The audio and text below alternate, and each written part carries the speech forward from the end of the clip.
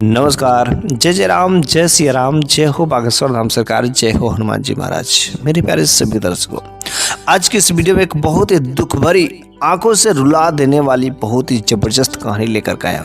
दो बच्चों की कहानी है कि एक चाची ने जब उन दो यतीम बच्चों के साथ में ऐसा क्या हादसा कर दिए कि जिसको जान करके वाकई आपको आंखों से आंसू झलक पड़ेंगे। बहुत ही दुख भरी कथा है, इसलिए आप इस कहानी के अंत तक अवश्य बने रहेगा। लेकिन एक चीज़ और मैं आपसे कहना चाहता हूँ, यदि आप भगवान के भक्त होंगे, भगवान को मानते होंगे, उनकी भक्ति भाव करते होंगे, पूजा पाठ करते होंगे, तो अवश्य आप इस कथा के अंत तक अवश्य ही बने रहेंगे, क्योंकि भगवान की ऐसी ही कुछ इसमें अदृश्य चमत्कार इस कहानी के माध्यम से आपको जरूर समझ में आएंगे। और मुझे पूरा विश्वास है कि यदि आप इस कहानी के अंत तक बने रहते तो आपके जीवन में बहुत कुछ धार्मिक संबंधी कुछ ऐसी चीज़ें सीखने को मिलेगी जो आज तक शायद आपको नहीं मिलती। तो चलिए आज की हम इस वीडियो को बिना देरी किए शुरू ही कर देते हैं। तो एक बार की बात है कि एक गाँव में दो छोटे छोटे बच्चे, बड़ी बेटी और एक छोटा सा बेटा। बड़ी बेटी का उम्र लगभग 7 साल और छोटा बेटा लगभग अभी 3 साल के आसपास में था। उन दोनों बच्चों की जो माँ थी बहुत ही गरीब थी, उसके पास कोई धन दौलत नहीं था, कोई खेती बाड़ी नहीं थी, कोई जमीन जायदाद नहीं था, छोटी सी झोपड़ी में रहती थी। और जो उसके पति थे बेचारे चले गए थे, दुनिया से चल बसे थे। अब तो वह माँ का किसी तरीके से अपने बच्चों का रोजी रोटी चलाती थी, इधर मांगती उधर मांगती, भिक्षा मांग करके इधर उधर अपने बच्चों का पेट पालन पोषण करती थी। लेकिन उसके पास इतने अच्छे खासे व्यवस्था नहीं हो पाते थे कि हम बच्चों को अच्छे से कम खिला पिला भी सके। पढ़ाने की तो दूर की बात है, वह इधर उधर कुछ काम कर देती, उससे कुछ पैसे मिल जाते, कुछ खाने मिलते थे, कोई खाना दे देता, कोई कुछ कर देता, और इस तरीके से जो अपना रोजी रोटी गुजारा करते थे। लेकिन उस गांव के लोग जो बहुत ही बदतमीज थे, किसी जो पर दया नाम की चीज होती ही नहीं है। अगर किसी दिन किसी के घर पर कोई काम नहीं रहता था तो उसे लोग कुछ देते ही नहीं थे। वो कहती थी, अरे भाई अगर मेरा बच्चा है हमें मत दीजिए, लेकिन मेरे दो छोटे छोटे बच्चे, वह गलियों में भटकती थी बस अपने उन छोटे छोटे नन्हे मुन्ने बच्चों के लिए, रोटी के लिए, क्योंकि रोटी का सवाल था। अपने बेचारे भले ही भूखे सो जाती थी लेकिन बच्चों को कहीं ना कहीं से एक आध रोटी तो का व्यवस्था करती थी, गली गली में भटका करती थी। उसके बावजूद भी लोग जो है उसकी सिफारिशों को सुनते नहीं थे। उन लोगों को तो आदत हो गया कि बस ये तो ऐसे ही मांगती है, लेकिन उन जो छोटे छोटे नन्हे मुन्ने का पेट भरने के लिए करती थी। अगर उन लोगों से कुछ बच जाता तो वो अपने खाती थी। बेचारी का शरीर जो दिन पर दिन बहुत ही दुबला पतला हो गया। और एक बार ऊपर वाले ने क्या उन दो बच्चों के साथ में गजब की परीक्षा लेती है कि एक बार एक गली के रास्ते से गुजर रही थी, तब तक जो है अचानक एक बिजली का तार जो टूट करके उस महिला के ऊपर गिर जाता है। और जैसे बिजली का तार टूट करके गिरता है, उसको जोरदार करंट लगती है और बस वह बीच गली में उसका राम राम सत्य हो जाता है। उसकी कहानी अंत हो जाती है। अब तो गांव के लोग कुछ इकट्ठा हो जाते हैं, कहते बहुत बुरा हुआ, ये हुआ वो हुआ। वे बच्चे सोचते हैं, अरे आज मेरी माँ चली गई। उन बच्चों के ऊपर से तो माँ का साया उठ गया, पैरों तले जमीन खिसक गई। लेकिन जो कुछ लोग यहाँ पर इकट्ठा हुए थे वे लोग कह रहे थे कि जो हुआ अच्छा नहीं हुआ, बहुत बुरा हुआ। बच्चे काफी भूखे थे, किसी को ये भी तरस नहीं आ रही थी कि बच्चे रो रहे हैं, उनको भूख लगी हुई, कोई दे करके खाना खिला दे। कोई ये नहीं कर रहा था, बस यही कर रहा था कि हाँ इसके साथ बहुत बुरा हुआ। बच्चे मन ही मन सोच रहे थे, करे आज ठीक है, बुरा हो गया, मर गई, वो तो मेरे ऊपर बात है ना, लेकिन अरे जब जिंदा थी तभी तो आप लोगों ने इनके साथ में कुछ अच्छा नहीं किया। गली गली में भटकती थी लेकिन किसी ने 2 रोटी नहीं दिया था। वह बड़ी वाली बच्ची जिसका नाम गुड़िया था, बेचारी वह गुड़िया मन ही मन सोच रही थी कि गांव वाले कितने निर्दयी हैं कि मेरी माँ जब गली गली घूमती थी तो 2 रोटी नहीं देते थे और आज लोग कर रहे। और किसी तरीके से उसकी माँ का दाह संस्कार होता है। बेचारे वह 2 छोटे छोटे बच्चे उस गाँव वाले कोई भी अपने घर पर नहीं ले जा रहा था, क्योंकि उनके कपड़े गंदे थे, उनकी हालत बहुत ही खराब थी, काफ़ी भूखे भी थे बेचारे के बिल्कुल ही। इसलिए वजह से उस गांव में से कोई भी जो है उसको अपने घर पर नहीं ले जाता। बेचारे एक पेड़ के नीचे भूख प्यास से तड़पते हुए बैठे हुए थे। काफ़ी तेज धूप थी, प्यास लगती तो पानी तो मिल जाते थे, लेकिन भूख के मारे बेचारे तड़प रहे थे। बार बार उसका छोटा भाई अपनी बहन से मांग रहा था कि बहन मुझे बहुत जोर से भूख लगी, और वो रोता है बेचारी वो करे तो करे क्या, कुछ भी उसको समझ नहीं आता। तब तक जो है कोई जो आता है और उससे गले से लगा करके रोने लगता है। और जब वह गुड़िया उनको देखती तो वह दूसरा कोई नहीं बल्कि वह उनके एक अंकल ही थे, उनके एक चाचा थे, जिनके पास ढेर सारे धन दौलत पैसे थे। और जैसे ही जब उनको पता चलता कि मेरे भाई की जो बीवी है अर्थात भाभी की मृत्यु हो गई, उसकी माँ मर गई, तो बस जैसे बेटी मेरे को पता चलता मैं भागा भागा, देखो मैं अपने पत्नी के साथ में, तुम्हारी चाची के साथ में आएंगे। बेटी अब घबराने की बात नहीं, तुम्हारी माँ नहीं है, कोई बात नहीं, मैं हूं ना, मैं तुम्हारा बाप हूं, तुम्हारी दूसरी माँ यहाँ पर है जो मेरी पत्नी तुम्हारी चाची, बिल्कुल ही तुम्हारे परवरिश में किसी भी प्रकार की कोई कमी नहीं होगी। वह चाचा उन दोनों बच्चों को गले लगा करके रोता है, कहते कि बच्चे अब घबराने की बात नहीं, अब तुम लोग यहाँ पर नहीं रहोगे, चलो मेरे साथ में रहोगे। बेचारे वो दो छोटे छोटे बच्चे, शायद चाचा को कुछ ऐसा महसूस होता कि बच्चे काफ़ी समय से होंगे, उन्होंने एक बार पूछ लिया, बेटे क्या तुम लोगों को भूख लगी, खाना खाओगे? बच्चे ने कहा हाँ चाचा जी मेरे को बहुत जोर से भूख लगी है। और जैसे उन दोनों बच्चों को ले जा करके वह भोजन खिला रहा था, जो उसकी चाची थी देख रही है, कह रही देखो ये बच्चे हैं, इन लोगों को कुछ चिंता ही नहीं, कुछ चिंता फिक्र नहीं है। अरे इसकी माँ दुनिया से चली गई है, लेकिन देखो ठूस ठूस के खा रहे। कितने दिनों के बाद उन दोनों के दोनों बच्चों को अच्छे से भोजन मिला जो चाचा करा रहे थे, अच्छे से भरपेट खाया। लेकिन वहीं पर उसकी चाची मन ही मन सोच रही थी कि क्या गजब की ये बच्चे हैं कि शैतान है, अरे इन लोगों ने ही अपनी माँ को खा लिया होगा, इतने भोजन इतना भूखड़ है। लेकिन उनके चाचा को कोई ऐसा अफसोस नहीं होता। चाचा ने कहा अपनी पत्नी से, करे इनके जो कपड़े हैं वो रख लो, बैग में रख लो, चलो इनको लेकर के भी तो चलना भी तो है। चाची जब उन कपड़ों को जाती है बटोरने, इकट्ठा करने जाते तो उनके कपड़े जो काफ़ी गंदे थे, काफ़ी मैले थे, उन कपड़ों से महक आ रहे थे।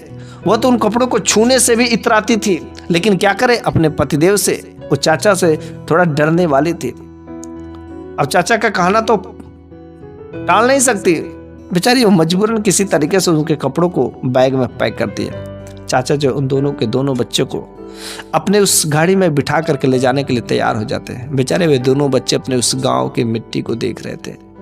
गुड़िया सोच रहे थे कि मैंने तो इसी धरती पर खेला कूदा, यहीं पर बड़ी हुई आज तक, और आज ऐसा समय आया कि मेरे को यही धरती, यही जो मेरा मातृभूमि है, इसको छोड़ करके जाना पड़ रहा है। एक गांव वाले काश कुछ भी किसी के अंदर भी दया आती, कोई अगर मेरे को रोक लेता तो मैं कतई नहीं जाती।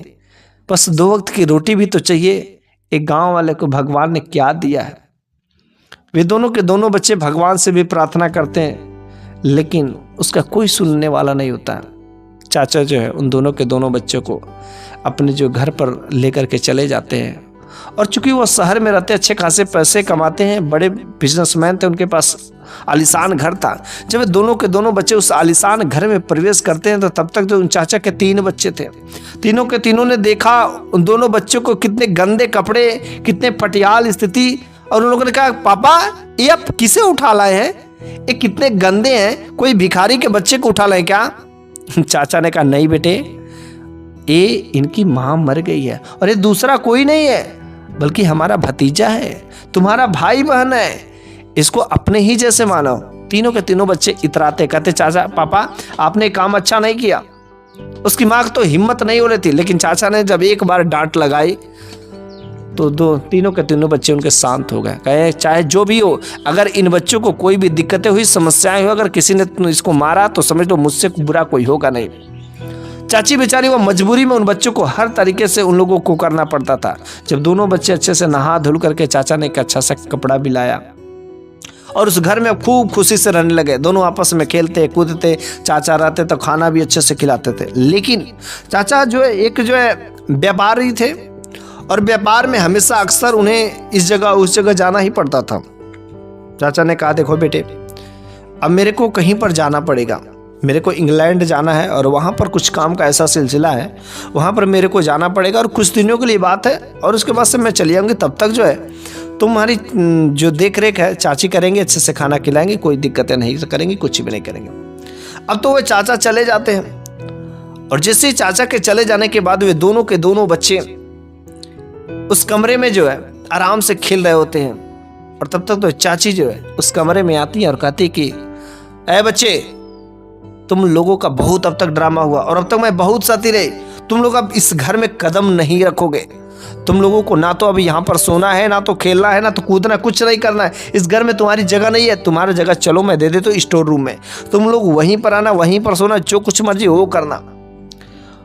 गुड़िया कहती चाची आप क्या कर रही है, चाचा ने तो ऐसा नहीं कहा। चाची ने कहा अरे चाचा ने नहीं कहा ना, अरे चाचा गए, आज से तुम लोगों का जो जगह रहेगा स्टोर रूम में ही, वहां पर सोओगे बैठोगे।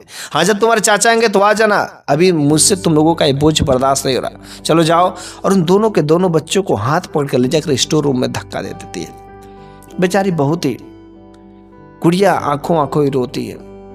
उसका छोटा भाई भी मन ही मन संकोच करता है, कितने दुख, बेचारा वह रोता है। शाम हो जाती, दोनों के दोनों स्टोर रूम में बैठे रहते, उसमें कोई लाइट नहीं थी, अंधेरा था।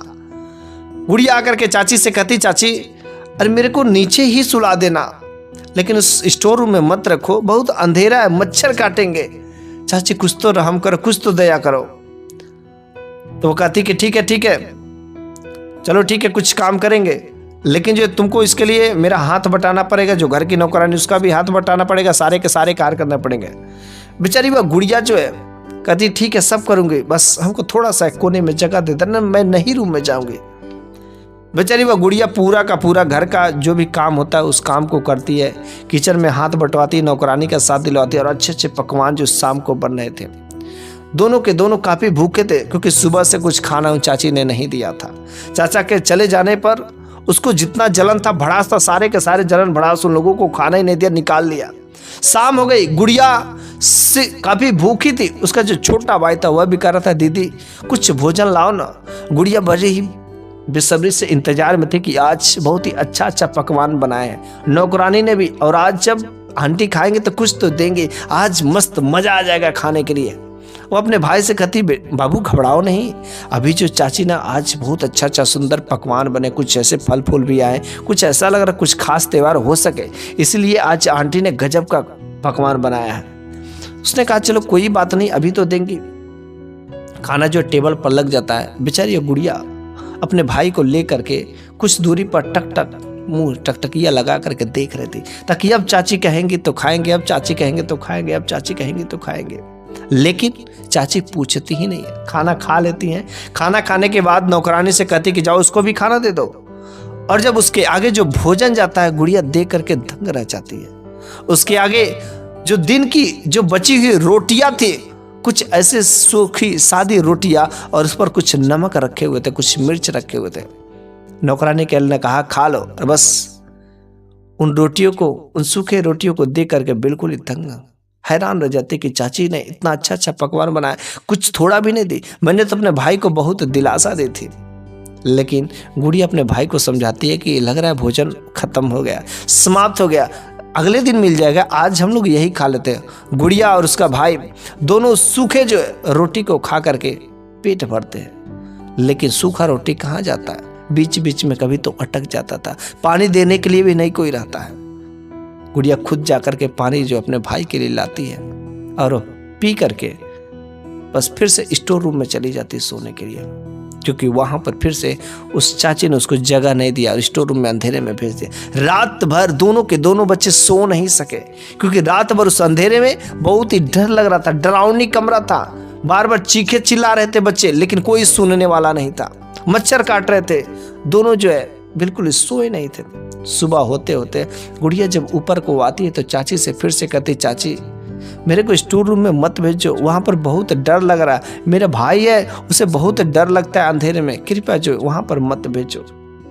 थोड़ी सी बार बार विनती करने पर चाची को तरस आ जाता, कहता ठीक है आज तू इस घर के कोने में सो जाना, लेकिन किसी प्रकार की कोई छेड़खानी नहीं करनी है, सारे के सारे कार्य करने हैं, सारे के सारे हाथ बटाने हैं, सब कुछ करने हैं। सारे के सारे वह गुड़िया फिर से काम कराती, सुबह का सब कुछ कराती, लेकिन चाची दिन के समय मुझे फिर से भोजन नहीं देती है। दोनों के दोनों बच्चे भूख प्यास से तड़प रहे थे, उनका शरीर दिन पर दिन दुर्बल होता जा रहा था, लेकिन कुछ भी समझ नहीं आ रहा था करे तो करे क्या। शाम का समय होता है और जो उस दिन भोजन नहीं बनता, लेकिन मार्केट से अच्छे अच्छे खाने, पकवान, पकौड़ी, समोसे कुछ ऐसे ही ला करके लोग खा रहे थे। गुड़िया अपने भाई को लेकर के वहाँ पर खड़ी थी। छोटा भाई अपने बहन से कहता है कि दीदी मेरे को समोसे खाने को मन कर रहा है, समोसे एक लाओ ना। गुड़िया का जो सब्र का बांध था ना वो टूट जाता है। और वो अपने भाई की उस इच्छा को पूरा करने के लिए वो तुरंत आती है उस टेबल पर, और टेबल पर से रखा हुआ जो समोसे थे उसमें से एक समोसे उठा करके लेकर के जाने लगती। तुरंत वहां से उसकी चाची उठती है और गुड़िया को बाल पकड़ करके घसीट करके 2-4 चप्पड़ देती है। तुम्हारी कैसे इतनी हिम्मत हुई कि बिना पूछे और इस समोसे को ले ली? पता है तुमको एक समोसे खरीदने में कितनी लागत लगी, कितने पैसे लगे? क्या तुमने कभी 1 रुपया कमाया और तुमने बिना परमिशन के, बिना अनुमति के समोसे को छू लिए? कैसे तुम्हारी जरूरत हुई? और ये कह करके समोसे को देती भी नहीं, उन समोसों को छीन लेती है।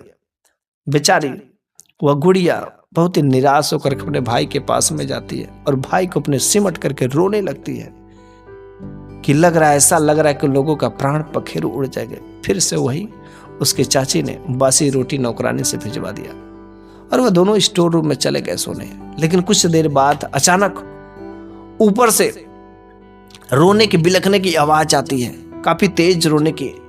गुड़िया भगी भगी भगी ऊपर आती है तो कहती, अरे देखो क्या हो गया, क्या हो गया, आखिर ऐसे क्यों लोग रो रहे हैं? तो वहां पर देखती जो चाची थी ना, काफी तेज से माथे पटक पटक करके रो रही थी। पता नहीं ऐसा क्या हो गया, गुड़िया को समझ नहीं आ रहा था कि आखिर हुआ क्या है, ये आखिर चाची ऐसा क्यों रो रही है। फिर जब गुड़िया थोड़ा और पास में जाती तो क्या देखती है कि बिस्तर पर जो तीनों के तीनों जो उनके बेटे बच्चे पड़े हुए हैं, उनके मुख से झाग निकल रहा है। और बाद में पता चलता है कि कुछ तो ऐसा ही हो गया। भगे भगे उन तीनों के तीनों बच्चों को अस्पताल में ले जाया जाता है, भर्ती कराया जाता है। अस्पताल में भर्ती होने के बाद भी वो तीनों के तीनों बच्चों को खो देती है। तीनों के तीनों बच्चे के मरने की खबर सुन करके उसका पिता जो बाहर इंग्लैंड में थे भगे भगे आते हैं, और जब भगे भगे जब इस जगह पर आते हैं तो वे तो अपने तीनों के तीनों बच्चों को खो चुके थे। बहुत ही दुखी होते, बहुत ही निराश होते हैं। लेकिन हॉस्पिटल में रिसर्च होने के बाद पता चलता है कि जो पिछले दिनों में जो समोसा खाए थे, तो जिस समोसा खाए तो वो समोसा जिस तेल में छाना गया था उस तेल में जो छिपकली गिर करके 2 छिपकलियां मर गई थी, जिसके वजह से उस तेल में छिपकली का जहर फैल गया था और उसी तेल में समोसा छाना गया था। और काफ़ी लोग जो है उसके अगल बगल में ऐसी घटनाएं घटित हुई थी और ये तीनों के तीनों बच्चे इस दुनिया को छोड़ करके चले गए थे। चाचा बड़े ही निराश हुए, उन दोनों के दोनों बच्चों को लेकर के बड़े ही निराश हुए। चाची कहीं ना कहीं समझ गई कि ऐसा लग रहा है वास्तव में कि भगवान के घर में देर है अंधेर नहीं। मैंने इन दोनों के दोनों बच्चों पर जो कितना दर्द दिया, कितना प्रताड़ना की, शायद उसी का जो एहसास मेरे साथ हुआ है। वह गुड़िया सोच रही थी कि भगवान जो भी करता है अच्छा ही करता है। काश अगर मैं भी उस समोसे को अगर अपने भाई को दे दी होती तो आज मैं अपना भाई को खो दी होती। भगवान ने मेरे को बचा लिया, भले ही भूखा रखा लेकिन मेरे को बचा लिया, मेरी रक्षा की है। और चाचा उन दोनों के दोनों बच्चों को गले लगा लेते हैं और कहते कि आज से तुम ही लोग मेरे बेटे हो, मेरे अपने बेटे हो, मेरे सब कुछ तुम ही हो। और उन चाची को भी ऐसा लगता है कि अपने गलती का आभास होता है। उस गुड़िया ने सारी के सारी जो रस चाची ने जो जो किया था बताई अपने चाची को। चाची ने माफ़ी मांगी। चाचा ने कहा इसी वजह से आज तुम्हारे बच्चे के साथ में ऐसा हुआ है और इसका हर्जाना आज तुमको इतना भारी पड़ गया कि देखो जितना नहीं होना चाहिए। इसलिए कभी भी किसी दूसरे के बच्चों को कष्ट देने की कोशिश नहीं करना चाहिए, किसी बच्चे को तड़पाना नहीं चाहिए। अगर कोई भूखा है, प्यासा है तो उसे भोजन दे दो, पानी पिला दो। क्योंकि अगर कोई गरीब है, कोई दुखी है, कोई भी परेशान में है, कोई कष्ट में, उसकी सहायता करना अर्थात भगवान का सहायता करना होता है, भगवान की सेवा करना होता है। उस चाची ने जब इन बच्चों के साथ में ऐसा किया, उसका जुर्माना इतना भारी भुगतना पड़ा जिसके बारे में वो कभी सोच भी नहीं सकती थी। और आज वह चाची फिर से उन दोनों बच्चों को अपने जैसे पालने लगती, अपने जैसे मानने लगती। वही अब अपने बच्चे और रहते, एक बेटा और एक बेटी। और फिर से उन दोनों के दोनों बच्चों को अपने माँ बाप जैसे एक माँ बाप मिल जाते हैं और उन दोनों बच्चों को अच्छे से परवरिश होती है, सिफारिश होती है, हर तरीके से परिवार सुखमय हो जाता है और उन दोनों बच्चों का घर बस जाता है। बस मेरे प्यारे सभी दर्शकों, आज की कहानी तो यहीं पर समाप्त हो जाती है, लेकिन ऐसी कहानियां कई सारे हमारे घर के आसपास में होती है कि जो दूसरे के बच्चों को देख करके उन लोगों को बहुत ही जलन होता है। मैं आप लोगों से कहना चाहता हूं कि जैसे आपके अपने बच्चे होते हैं वैसे दूसरे के भी बच्चे होते हैं। अगर कोई दूसरे का भी बच्चा, अगर आपके कोई गाँव में घर में कोई अकेला है और वो भूखा है, प्यासा है, तो आप उसे 2 रोटियाँ, कुछ जो पानी, कुछ न कुछ चीज़ें अवश्य ही दे दीजिए। क्योंकि यदि आप ऐसा काम करते हैं तो भगवान आपके साथ में होता है। भगवान आपको 2 की जगह 4 रोटियों के बराबर औकात देगा। इसलिए हमेशा उन गरीबों को, उन भूखे को, उन प्यासे को जो कभी भी तड़पाइए नहीं, कभी कष्ट मत दीजिए, हमेशा उनकी सहायता करके भगवान की नज़र में अच्छे बनने की कोशिश करिए। तो बस आज की ये कहानी यहीं पर समाप्त हो जाती है। अगले वीडियो में एक नई शानदार कहानी के साथ में लेकर के हाजिर होऊंगा। तब तक के लिए धन्यवाद।